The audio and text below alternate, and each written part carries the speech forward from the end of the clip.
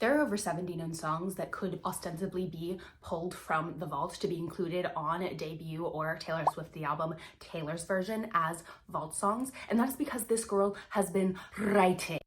And these are just the known songs. And today we are going to talk about the ones that absolutely will not be included in debut Taylor's version. If you watch my other video about the songs that may possibly be included in debut Taylor's version, you will see why these ones kind of have fallen to the bottom of the list. These are the ones that I have ranked literally 0. The category name is Bad for Your Health. These songs have, in my opinion, no chance of being included as vault tracks. Please let me know if you agree or disagree. And remember, we love Taylor. We love and respect our girl. We respect women's rights. We respect women's wrongs. We respect good art, bad art, art that is endearing then and embarrassing now. We respect art that might be a bad look if released by a 30-year-old. We respect our queen.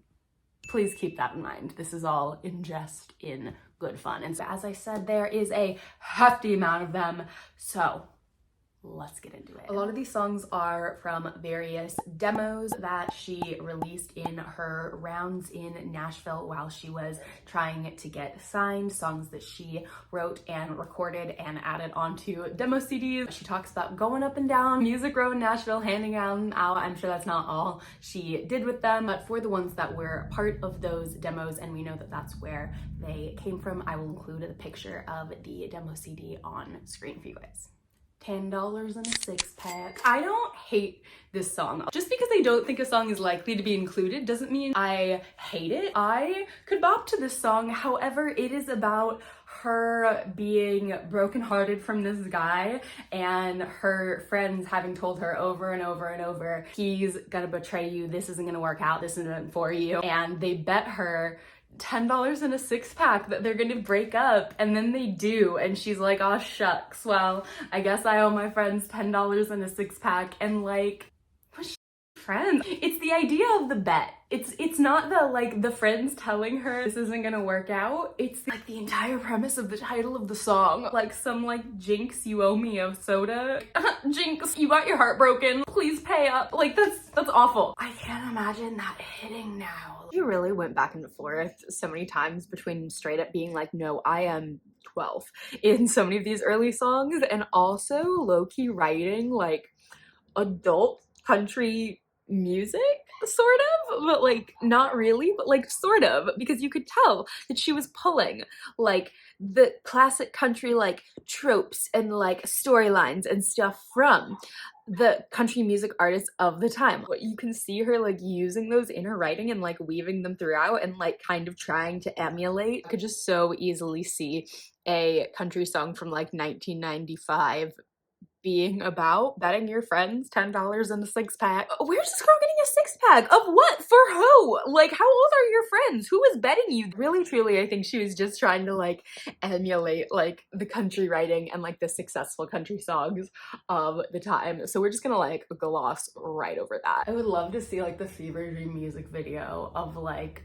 her sliding. What beer does Ryan Reynolds drink? Does Ryan Reynolds drink beer? I think Blake Lively probably doesn't mind a beer. Whatever they want. I can picture her sliding that over to them in like, I don't know, like this weird cheeky Fever Dream music video. She's way too overexposed for that now though. That's not happening. Angelina like kind of walked So You Belong With Me Could Run. Angelina is very much like a Not Like Other Girls anthem in like such a clear way, and I would have lived it when I was like 12. She literally says, I'm not your typical princess, I'm just a little bit reckless. And then she goes on to like talk about how she's like really into this guy Steven, possibly of Hey Steven fame, who knows, but like Angelina, his girlfriend, is the one he's running to, but she's your typical princess and I'm not, because I wasn't brought up that way. And like, it's like kind of a vibe and a bop, and I definitely like would have loved it at a young age, but like a 30-year-old Taylor's not gonna say that. She cannot.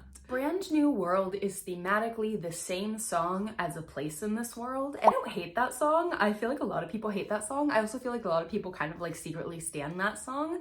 I'm like a light stan. I'm a stan light on that song. This is a like junior version of that song. We don't we don't need it. And it's different enough to where like it clearly didn't like A Place in This World wasn't this song and then became A Place in This World. There was this and then she wrote a better song about the same thing later.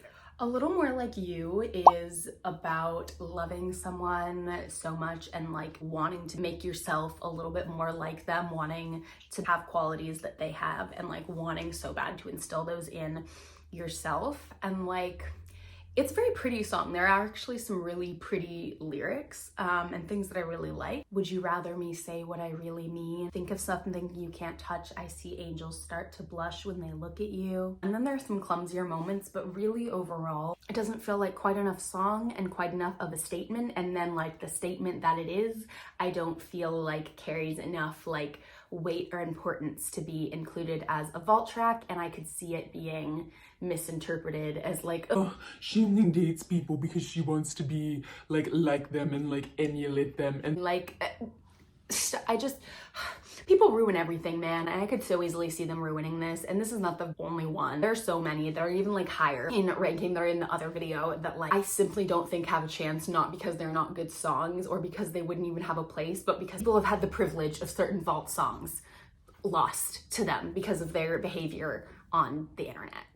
Now, thankfully, Am I Ready for Love wasn't actually written by Taylor, but there are a few, and if you know early Taylor, then you know that there are just some moments of like ick in terms of this like father-daughter relationship, and no doubt that's from like partially like country music and like that's a whole thing within that. But anyway, that like ick is definitely like woven into this song, very much so. And like I feel like if A Place in This World is, at first I thought it was actually pushing it, but then I heard her sing it on the last nights of the Eras tour and I absolutely bought it from her. She really did sell it as being something that she could still very much mean today, and I totally saw that for her. She's stepping into like the next era of her life, and so I don't think that that's pushing it anymore in terms of believability for her to sing now. This definitely is. There are just some songs that like I can't picture a 30-year-old really truly believably singing. There's just too much that just gives 13-year-olds and like a little bit too much regard for her dad in terms of her life.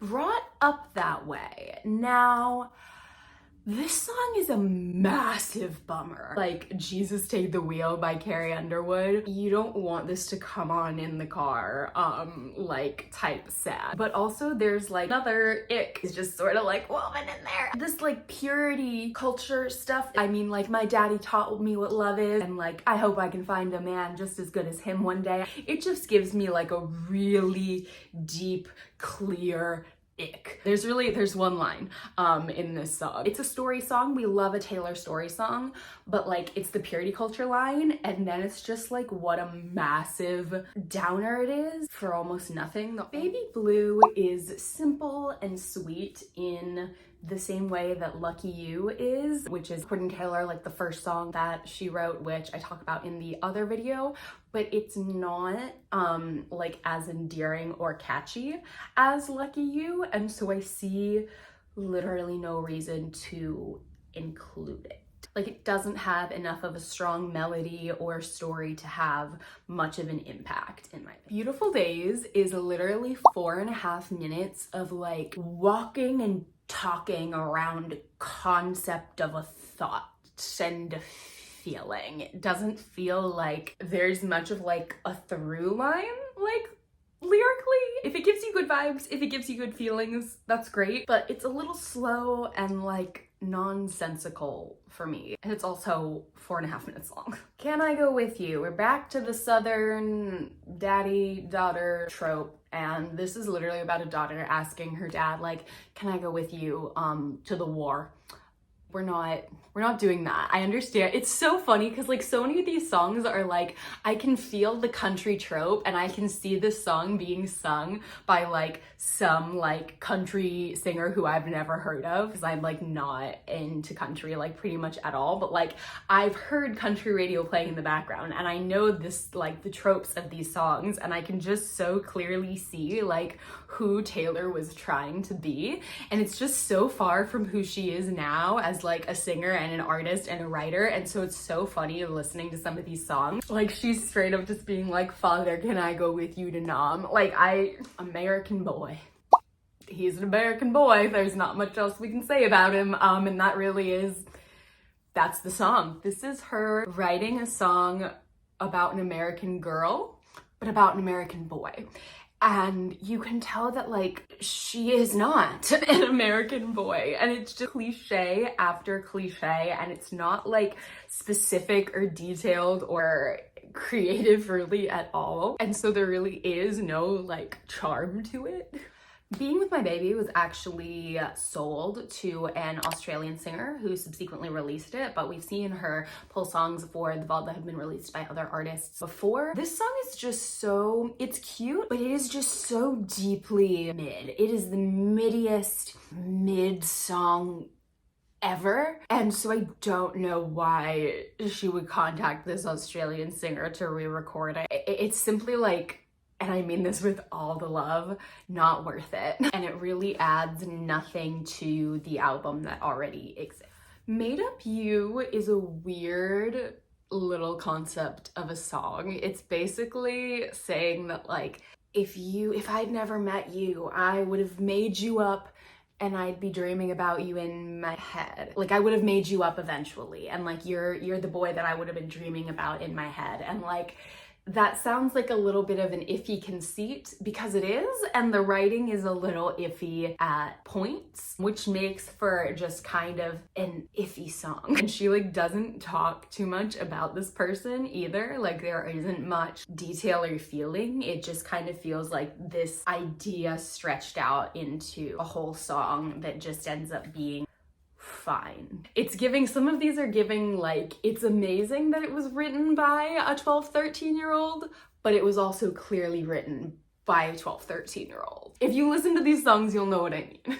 Now, Fire kind of bangs. I love the melody. It's not bad, but the lyrics, I guess it's my turn to try and put out your fire, is crazy. That's literally like the conceit of the whole song is like, I guess it's my turn to try and like put out your fire. I don't know. I feel like there's just like inherent patriarchy and misogyny just sort of like woven into country music, and it just sort of like shines through sometimes in these early Taylor songs, because that is like the community that she was like gunning to be a part of and like steeping herself in. That really doesn't come through too much on the songs that made it onto the debut album, but it'll be interesting seeing how she navigates that in the songs that she chooses to pick for the vault songs, which is why we're here.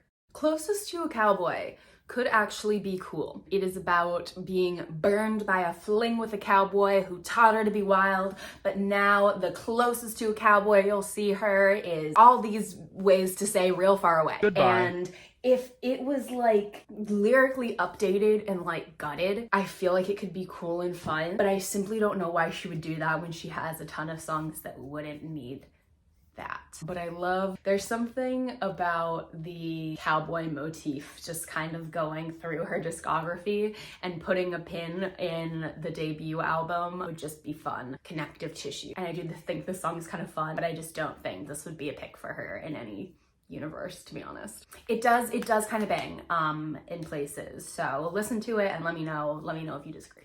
Mandolin is a very fun song that I love about a musician who plays his mandolin at local bars, cafes, bus stops, and he's just finding joy in the music, man, and it's so fun and great coming from a young Taylor. I feel like probably not like as much from a billionaire. There are just some things that like come from young Taylor that I just picture her singing in a Gucci dress, and I don't know how the world would take that. But if you haven't heard Mandolin, go on over and listen to it after this video. It'll make you smile.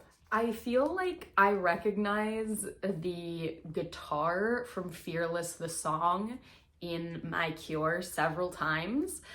And not only that, it just feels kind of like sparse, almost in the same way that I feel like Labyrinth as a song feels very sparse. It's not enough new of a song to be a contender. Now, Her is an interesting song because it's another song about another woman, but it's about the person she's dating's ex and like always feeling compared to her, and like she's never gonna measure up to her, and like their love will never be as great as her. And like it's interesting, and I appreciate that she wrote it, and I find it to be like a very decent perspective from someone her age. I just feel like Taylor kind of prefers to stay away from other women's songs. I don't really find Her to be good enough to supersede that, but I do really enjoy her exploring that perspective because that is a very real thing in relationships, like looking at someone's ex who like maybe they like didn't have like a rotten breakup with entirely, and like feeling like second best to that meteor strike always. And I'm not sure if that's something that like Taylor has felt in relationships like very constantly, but she clearly did at one point and wrote this song about it. Or she just thought about what it would feel like. I Used to Fly. This is a nothing song. You grab it and it disintegrates into sand because it does not exist. This song is fluff. Listen to it and tell me if you disagree. I actually love so much about the song Never Fade, except for when she says the title Never Fade. I just feel like the chorus falls flat on its face. Just completely all the momentum and magic of the song just like entirely ruins this song for me, and I don't think the rest of the song is necessarily enough to make up for that being like how the chorus ends. My Turn to Be Me is an attitude that I love to see from Taylor, especially young Taylor, but it is simply too much about being like a country girl to like really land now. Need You Now, not the Lady Antebellum one, actually sounds like it could have been on debut. It's not a bad song, it's good, but it's one of those that you're like, yeah, every song on debut is better than this. And then you look at a giant truck full of songs that are available as options to put in the vault, and like, this is just not one that you pick up on your first filter or even second like filter through. It's just kind of there if you're feeling this way, and I think it's pretty well written in terms of like the early Taylor Swift songs, but yeah, it's just not really like pulling through with anything like strong. I Wished on a Plane.